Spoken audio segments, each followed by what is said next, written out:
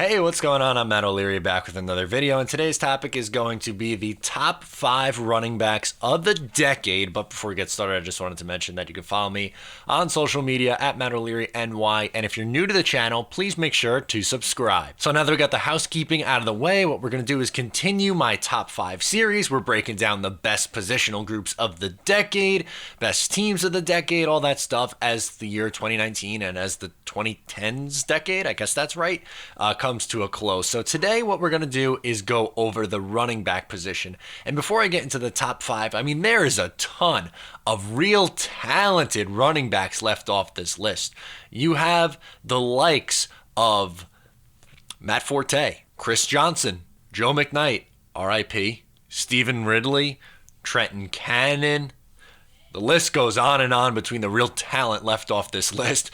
But now that we got that joke out of the way, let's jump right into it. At number 5, coming in at number 5 is going to be Le'Veon Bell. And I know that he hasn't had the best of years.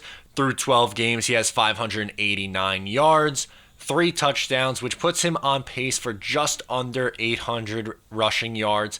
He's probably going to finish, if I had to guess, I'm going to say a little bit over 800 he eclipses, and maybe about 5 or 6 rushing touchdowns on the year. I think he gets another 2, maybe 3 down the stretch here in the final 4 games.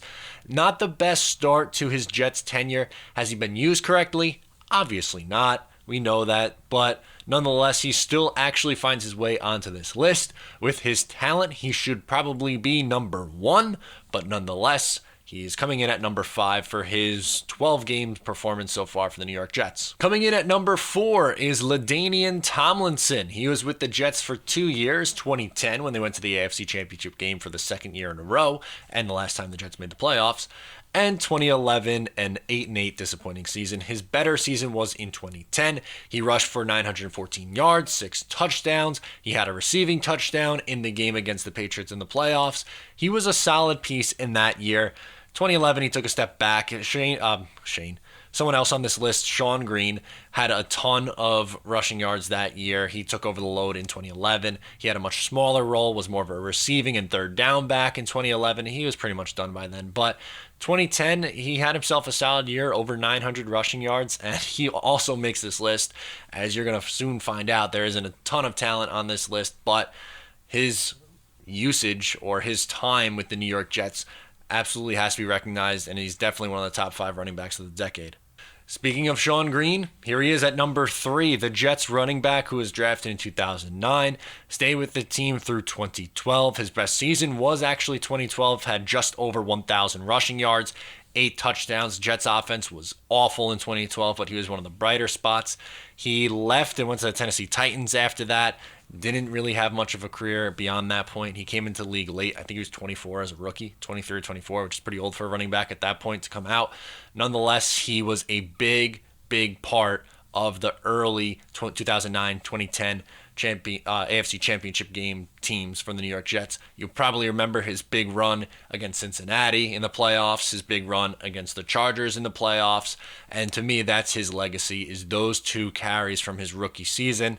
Was really started out as the 3rd running back on that team behind Leon Washington before he got hurt, and obviously Thomas Jones was the lead back that year, but Shawn Green had a nice solid run with the Jets, and he's coming in at number 3. Coming in at number 2 is one of my favorite Jets of this past decade, one of the most underrated Jets of the decade, and is still underutilized, Bilal Powell. The old guy still got it. He's been on the team since 2011, and he's been an extremely solid and reliable piece. His best year was in the 2016 season. He had 722 rushing yards. He averaged 5.5 yards per carry. He was very underutilized. If he had over 700 yards and was averaging 5.5 yards per carry, should have given him the ball more. And he had 388 receiving yards. He was over 1,000 all-purpose yards.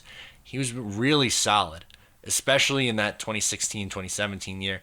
Got hurt at the end of last year in 2018, thought his career could potentially be over.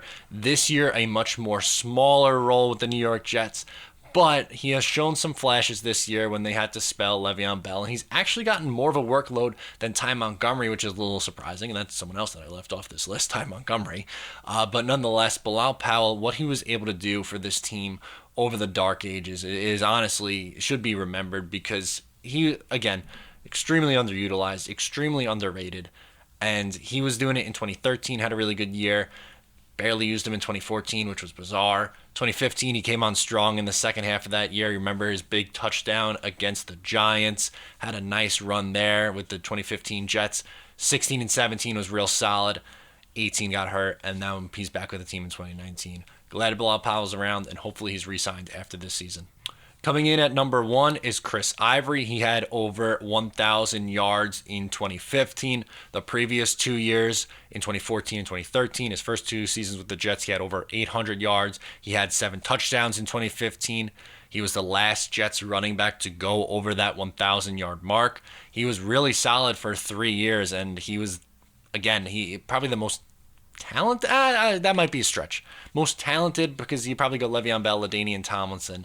But nonetheless, he was the most productive, I think, over his short span with the New York Jets, 3 years.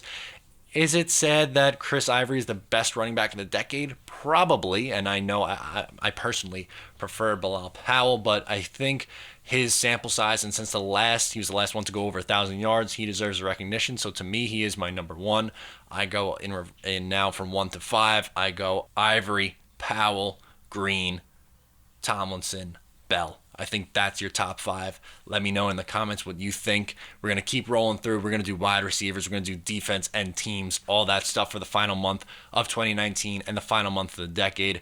Make sure to subscribe if you're new to the channel. Get at me in the comments or on social media. Thank you so much for tuning in. I'll talk to you guys next time.